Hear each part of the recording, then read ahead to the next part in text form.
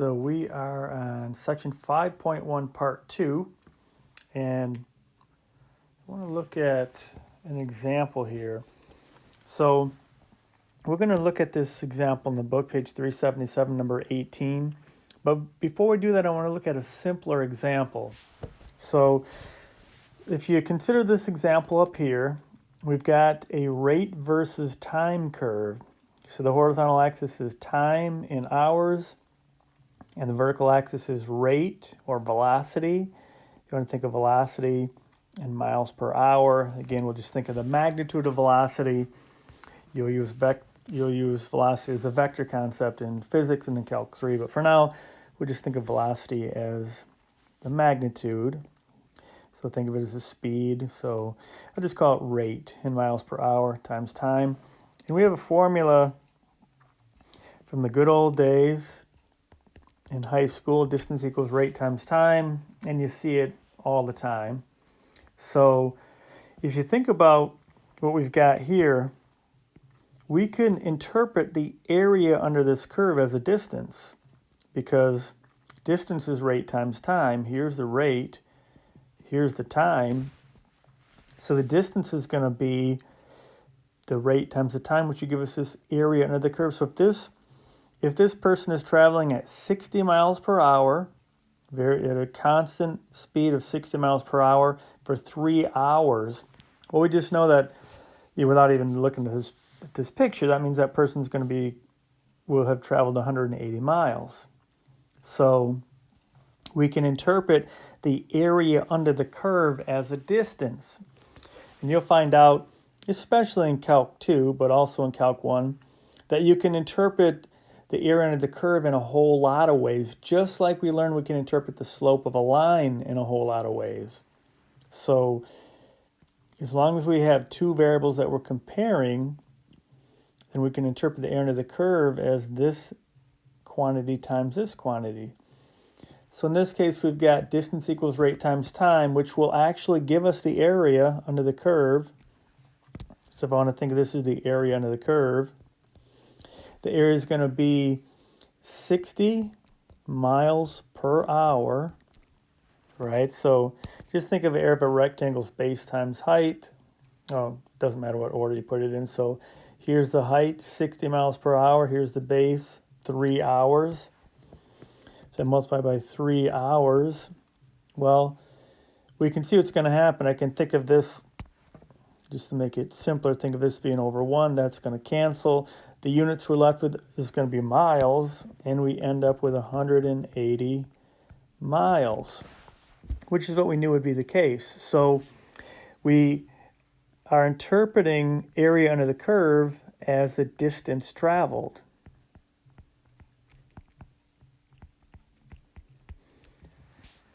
So that's what we're going to do in this other example too, but I wanted to have us see this one first so we can see that it makes sense that we can interpret the area under the curve as the distance traveled, and then we'll do it with this one, which is a little trickier. You've got to deal with some unit conversions and things like that, and we don't have just a straight line for our function. So this one is on page 377, number 18, and this one says, you're going to want to look at the picture in the book. It's better than my hand-drawn curve.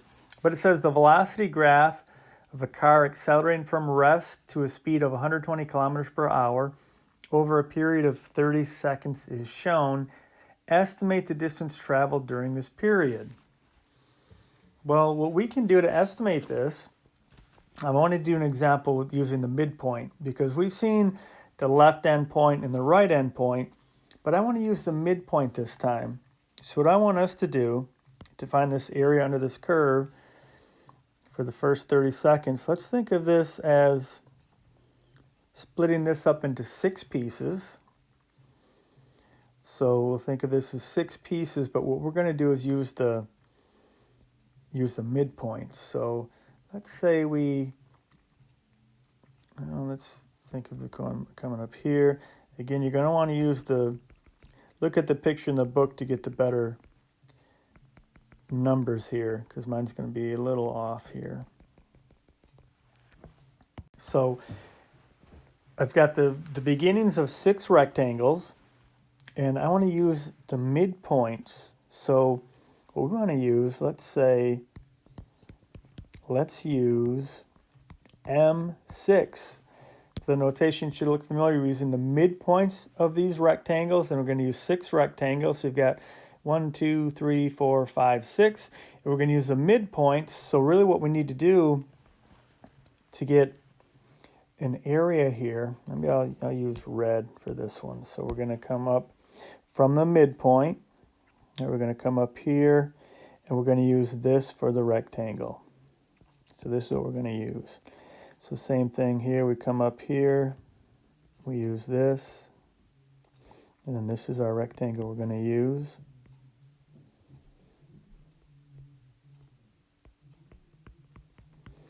So just to fill in these points, so let's say this is actually 5, 15, 25. So we're actually going to use these midpoints. So this is going to be 2.5, 7.5, 12.5. This one would be 17.5, 22.5, and 27.5. Because we're going to use those. Actually, maybe it'd be a little easier if I did it this way. Yeah, I'll do it this way. Fill these in like this. So these are the rectangles we're going to use. We're going to use a midpoint to get the height, right? We're just using the midpoint for the height. Whereas before we used the left end point and the right end point to get the height. Now we're going to use the midpoints to get the height.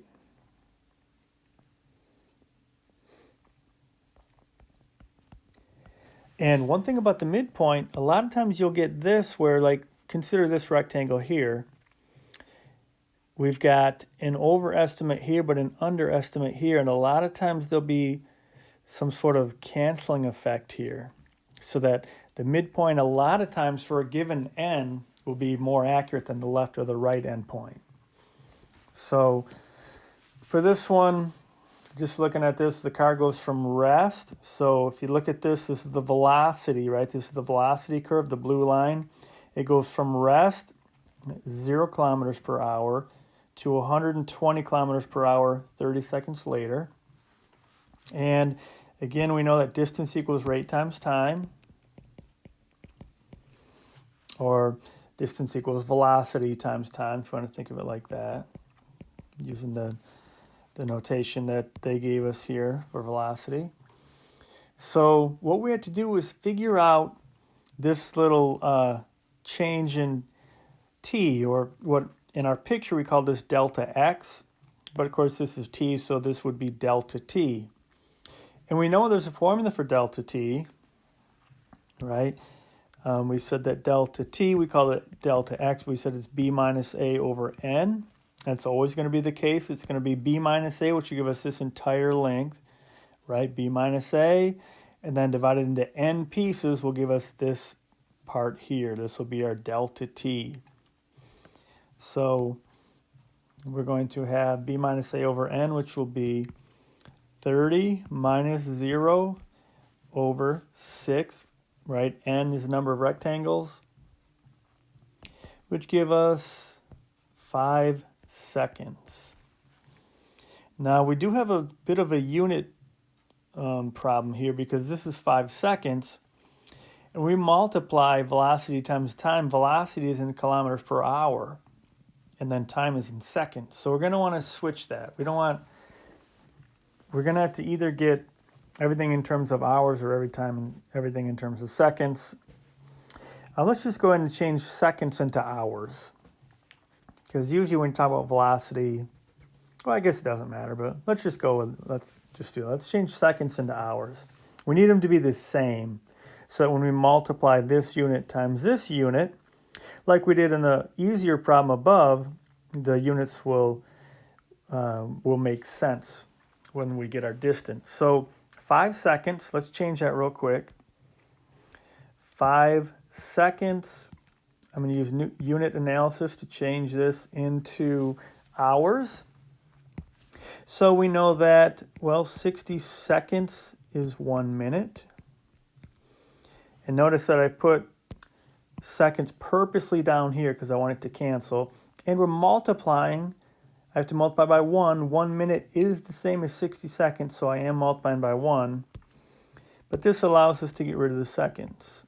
So now my unit of measure is minutes, which is closer, but I want hours, so I need to do one more unit analysis. So I'm going to multiply this by, I need to get rid of the minutes, so I'm going to put 60 minutes down here times 1 hour. And then the minutes cancel, and the unit I'm left with is hours, which is what we wanted. And of course, they're fractions, so you go multiply everything straight across, and you'll get 5 over 3,600, which reduces to 1 over 720 hours. So 5 seconds is 1/720th of an hour. And of course, you could have done this unit conversion in one step, because you could have used the fact that 1 hour is 3,600 seconds. But either way you go, we got to here, which is what we need.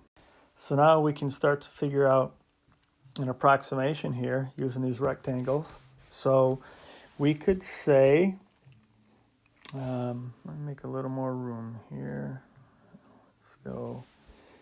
Okay, we're going to use, I need to erase something here just to make more room. So we're going to use m sub 6.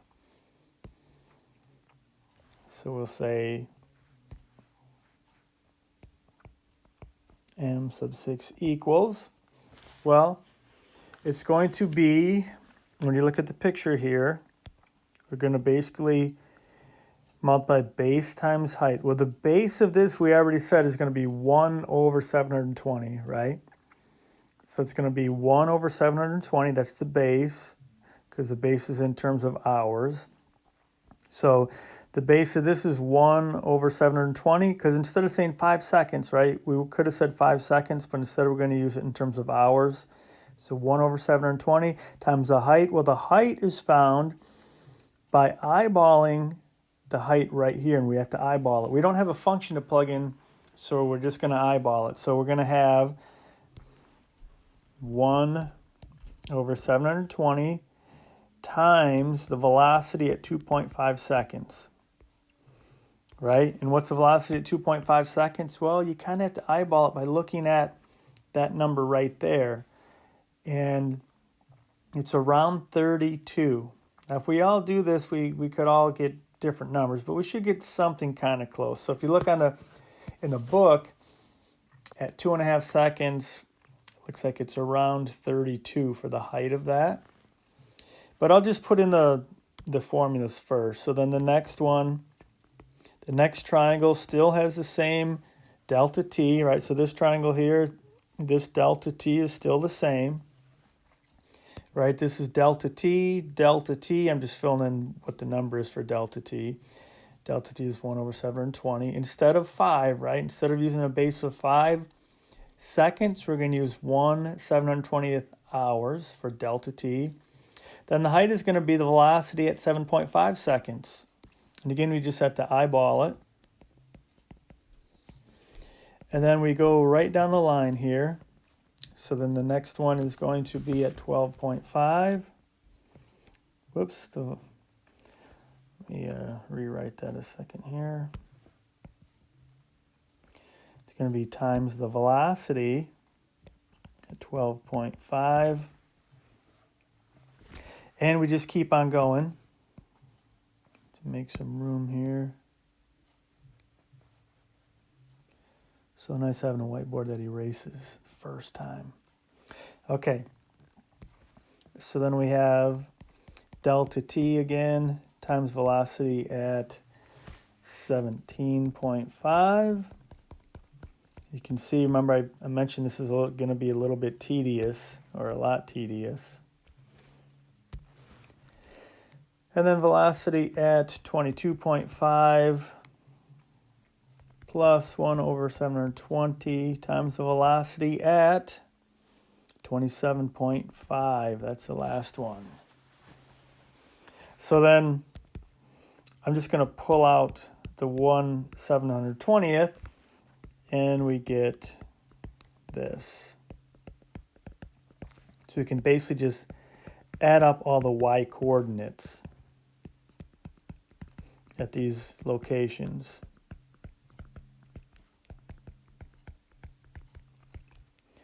All right, so then as you eyeball those numbers, it looks like about 32, 65, and you can get different numbers here, but they should be kind of close.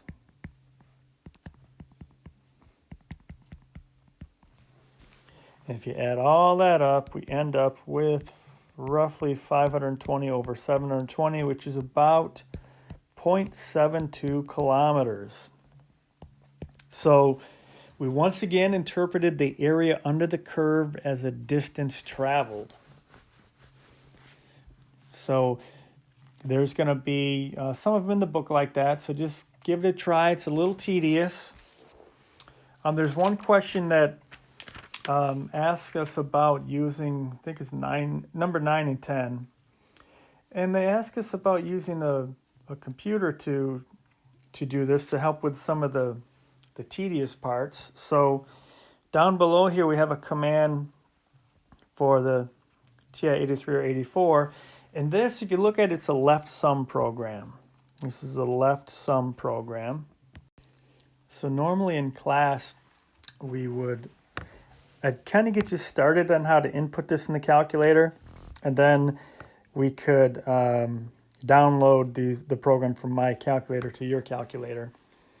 So the program's not super important, but it's just kind of nice to have to make some of these problems a little less tedious. Well, mainly just 9 and 10. They want us to, the rest of them they want us to do by hand, but 9 and 10, without this program, it's kind of a nightmare. So I'll kind of try to show you how to input a program in the calculator. And of course, you can easily find a YouTube video that will show you. It really is it's fairly user-friendly. So the first thing we do on the calculator is we press the program button. So there is a button that just says PRGM. Press the program button, and it's in about the upper middle part of the calculator. Press the program button, and that will say to you, it'll say execute, edit, or new. So for us, we want to go to new.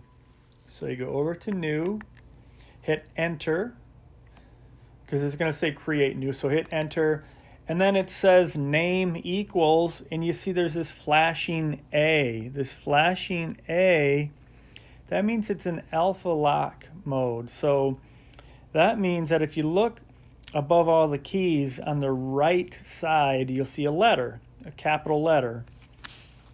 Probably green letters. Kind of depends on what model you have, but when it's in alpha lock mode, when this is showing, when you press the key, that letter is going to be there. So it lets you easily name this. So I just named this one left sum, so you can just type in like for L, you want to press the right parenthesis key, and for F is the cosine key. But you just basically type in some some keys to get the name, and when it's in alpha lock mode, it will only take those letter characters. So you get the name that you want, then you hit enter, and then your name is there, and so what you'll see at that point, you'll see, if you're looking at your screen, it will say program, and then your name, whatever you call this, left sum, and then you see a colon here. And the calculator has a basic language interpreter.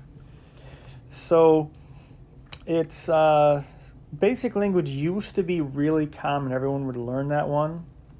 Back in the bad old days when somebody minored in computers, learned all the extinct languages.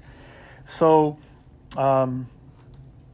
they were just all structured programming languages, and they were a lot like BASIC. The program just goes right down the line and just does what you say. So we would start, this colon is just waiting for an input. So I always just type clear home, because it just clears the home screen. So the way you get there is, well, basically whenever you have a colon here, you're going to have to press the program button again to get to what you need. So from this, you should have a cursor blinking right here. So you press program, and then once you do that, there's a screen that you'll see quite a bit. It's control, input, output, and execute. Most of the commands that we are going to be using are under either control or input, output. So clear home is under input, output. So you want to select input, output. So you move your right arrow to input, output, and then look down a ways. It's number 8 is clear home. So you just go down to number 8 and hit enter, or just press 8. And then what you'll see is at that point you'll have this showing, right? So hit enter, and then you'll have the next colon. So it'll say clear home. Then you have another colon here waiting for a command. So I'll walk you through some of these and tell you where they're at. Like I said, this isn't a huge deal for number 9 and 10, but it is just kind of nice to see how this works. It's actually good to follow through and see what this is doing. And this is going to do exactly what we did on the above problem. 0 stores in S. So the way you do this is you just press 0. And then to get this stores in, we have to press the button on the calculator above the on button that says this. You want to press that button. When you press that button, this will come up. So you press 0, you press the stores in, and then we need to press S. So to get to S, we need to get to this, back to this alpha mode. So what we want to do, see above the math button on your calculator, left column above the math button, it says alpha. Press that, and then you'll see this A, and now we want to press S. So the S is actually the natural log button. So press natural log, and then you'll get this. It'll say 0 stores in S. Then you hit enter. And now what these input commands do is when the program runs, it's going to say Xmin on the screen, and whatever the user presses, it's going to store that in memory location A. I put a little space here just to make it easier to see. So to get this, to get to the input, we go from the cursor, hit program button again, hit the program button. And then the input is also in the, this one's a little more obvious, it's in the input output. So you want to hit your right arrow over to input output. And then the first one that comes up is input. So you just hit enter, and input comes up. And now to get this parenthesis, look where the plus sign is on the calculator, and you'll see to the right is this, and that's in that alpha mode location. So we have to hit alpha and then hit the plus sign. And basically whatever is in these quotes is going to display when you run the program. This X is easy. You can just hit the X key. And you can do it two ways. You can hit this X, T, theta, and you can just hit that key if you want. Or you can hit alpha mode and then hit the X on the keyboard, which is, or on the calculator, where's that one? That's actually above the stores in key. But you can just press this button right here. So input X, and then you'll notice that right here there's a little space. So to get that space, that is when you're in alpha mode above the 0. And if you look above the 0 in that alpha mode location, you'll see a little thing that looks like this. That's showing there's a space there. So press alpha again to get in alpha mode. You want to make sure we're here. And there's a way you can lock it too, but just for this for the purpose of this, I'm just going to have us keep hitting alpha. Then hit that space key, which again is the 0 key. and then just type alpha m, alpha I, alpha n, just to get the min. So hit alpha, division sign is the m, alpha I, alpha n. And then you don't really need this space here, but it makes it a little easier for the person running the program. So you put the 0 again to put a space, but hit alpha 0 actually. And then we need to press that. So that's going to be alpha plus sign. Then we need this comma. The comma is just the key above the 7 key. So you hit comma and then alpha A. And then hit enter and you get down to here. And then this one's going to be very similar. Same with this, very similar. So then when you get here, you go just how it says, B minus A. Now look what this is doing. This is finding our delta x. We've got our minimum and our maximum. That's our starting point and our stopping point. This is how many rectangles we're going to have. So here's delta x, B minus A over n. Same formula as what we used before. Right, B minus A divided by n. Stores in, do you remember the stores in command is like that? It's that same one. So to get the stores in, you press the button above the on button that says this. And then the thing that we need beyond that is this for loop. The way this for loop works, this is where it's going to go through and add up all the heights. It's going to go for I, this is just a counter or an index, from 1 to n. N is the number of rectangles. And what it's going to do is it's going to take this sum. The sum right now we started at 0. And it's going to find the y-coordinate of A. Well, what's A? That's our first point. So this is the left sum program. So A is going to be our initial point. If it were the right sum, it would go over 1. Right? It wouldn't start at x sub 0. It would start at x sub 1. But it's going to start here. And y sub 1, well, it's going to get the y-coordinate as long as we store the function in y1. So we'd have to store the function in y1, and then it's going to figure out what the y-coordinate is there, and then that's going to store an s. So basically s right here is when we had like delta x, f of x sub 1 plus f of x sub 2. So we actually wrote this down. Well, actually I'm going to go plus f of x sub n. The only difference is here we are doing the left, we're doing the left sum, so it's going to start at 0 here. So that's going to be the difference for the left sum. It's going to start at 0 and then 1, and it's going to go to n minus 1. It's not going to go to that last one. So this part right here is adding up all of this. It's taking all the y-coordinates and adding them up and stores them in S. So it keeps adding them, stores them in S.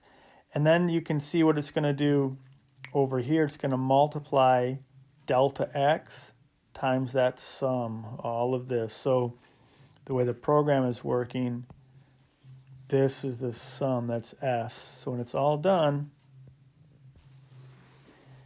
down here just multiplies delta x times S.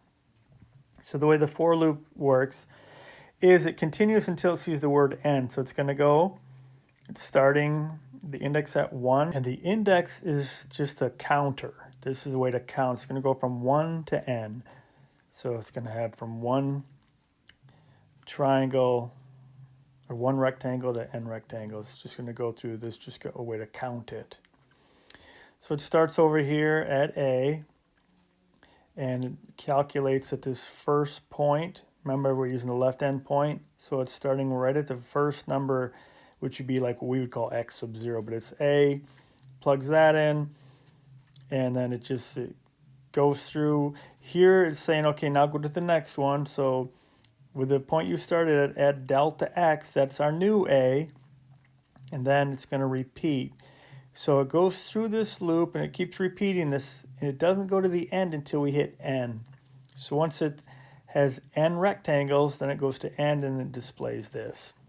So again, if you can make this work, it's kind of nice to see. This is basically the same reasoning that we used in the problems above when we did them by hand. So it's not a huge thing, because ultimately we don't want to do integration this way. This is a terrible way to do integration, where we're not even getting exact answers. We're just estimating. It's kind of like when we first were doing derivatives, but we weren't really doing derivatives. We were guessing at them. That's where we are right here with integrals. We're guessing. So this is not a huge part of what we're doing. This is just a intermediate part because we don't know how to integrate fully yet. We're just getting started.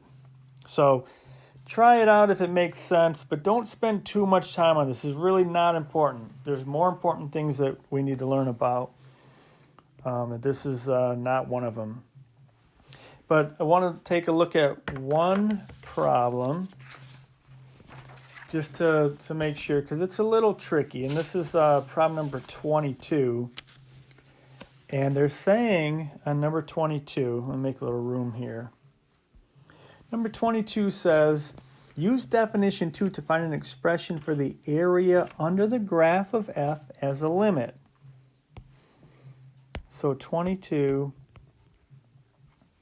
says f of x equals x squared plus 1 plus 2x under the radical. And it also says that x is between 4 and 7.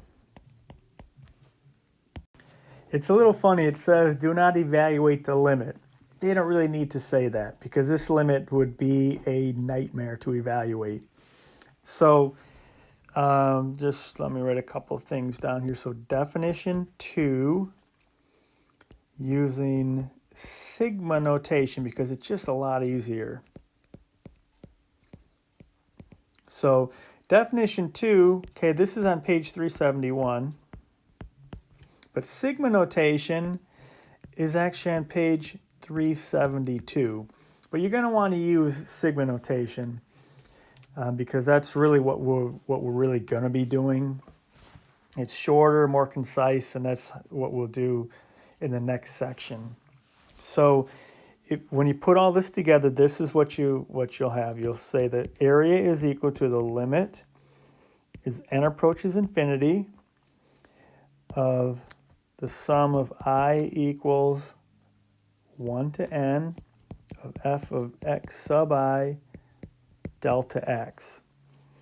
So really, this is what we need.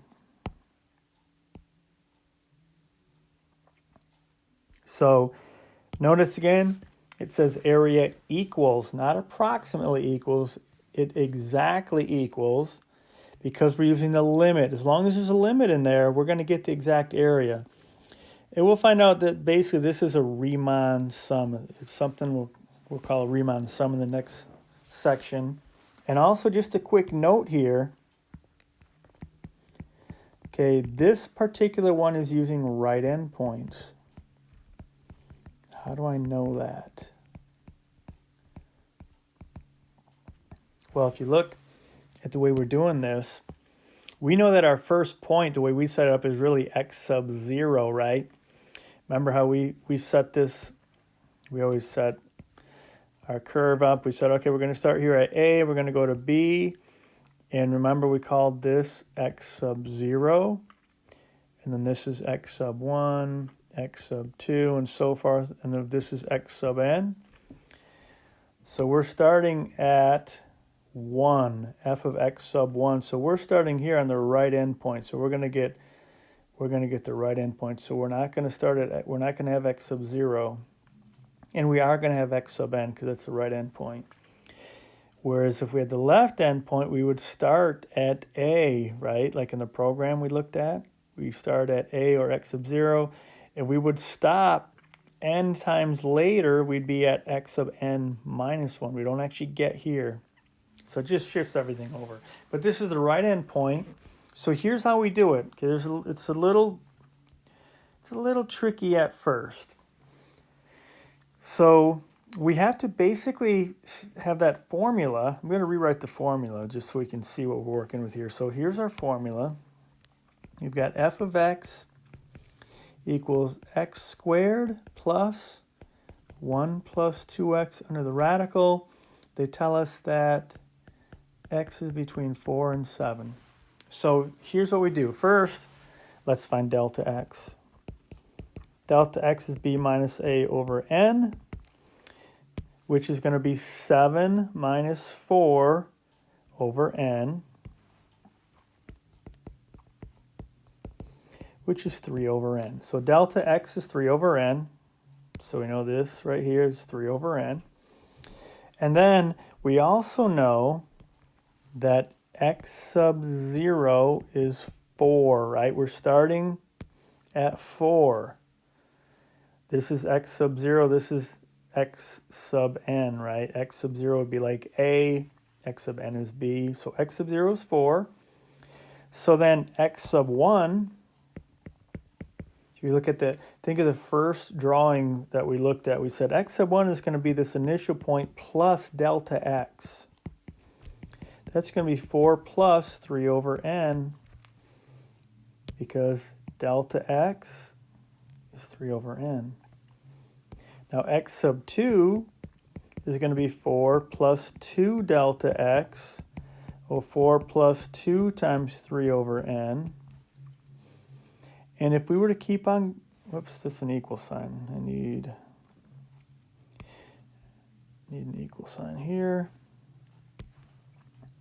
X sub 2 is this. And if we were to keep on going to x sub I, that would be 4 plus I delta x, or in other words, 4 plus I times 3 over n. And what we will end up doing is just write it as 3I over n. Do you guys remember when we first started doing derivatives, we did the limit definition of a derivative, and it's kind of a lot of work? Well, that is the worst one we ever saw is gonna look like just a little tiny baby compared to the most basic one when you do limit definition of an integral. So this is heading towards that. So once we know what x sub I is, here's x sub I, we know we're going to have f of x sub I. Well, here's f of x, right? This is f of x. So f of x sub I, it's just going to be, we're going to replace the x's with x sub I. So if you're ready, we're going to need a lot of room to write this, but here's what we would have. We would have the area equals the limit as n approaches infinity of the sum as I goes from 1 to n. And now I'm going to use this x squared right here. This is our function. Let me just make sure. Here's our function. But we don't want f of x here, not f of x. You want f of x sub I. So f of x sub I means wherever there's an x, here and here, here and here, I need to plug in this, right? That's x sub I. So we're going to have, instead of x squared, we have x sub I squared, and here's x sub I. So that gives us 4 plus 3I over n squared. I'm going to put this bracket here because there's a lot of stuff we need to contain here.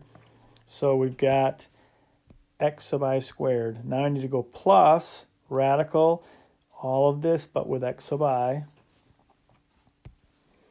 So you go plus radical 1 plus 2, not x, but x sub I.